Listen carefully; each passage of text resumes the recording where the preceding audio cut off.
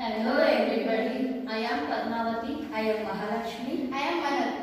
We are studying in 8th standard at JHS Chottanahalli, Kunigal Taluk. Today we are going to sing the poem Coromandel Fishes written by Saranjeevi Naidu. Rise, brothers, rise, the awakening skies. Pray to the morning light.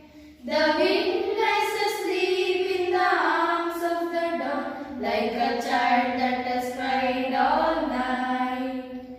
Come, let us gather our nets from the shore and set our catamarans free to capture the leaping wealth of the tide, for we are the sons of the sea. No longer delay, let us hasten away in the track of the seagull's call.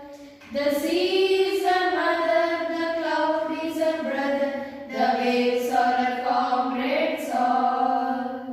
What though we toss at the fall of the sun, where the hand of the sea god rise? He who holds the storm by the head will hide in his breast or rise. Will hide in his breast or rise. Sweet is the shade of the coconut glade and the scent of the mango grove, and sweet are the sands at the full of the moon with the sound of the voices we love. But sweeter, oh brothers, the kiss of the spray and the dance of the white